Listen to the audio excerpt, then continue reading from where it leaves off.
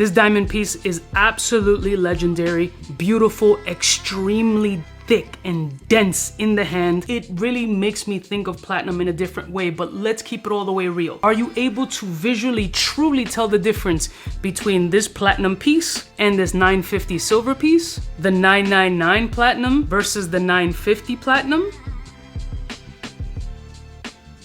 Or the 999 platinum versus the white gold? It's kind of difficult. And if they're not next to each other, to the regular person, not a jewelry expert or even a jewelry enthusiast, to a regular person, the white gold and the platinum are gonna have a similar appearance, especially if they're not next to each other. But let's get into some neck profiles.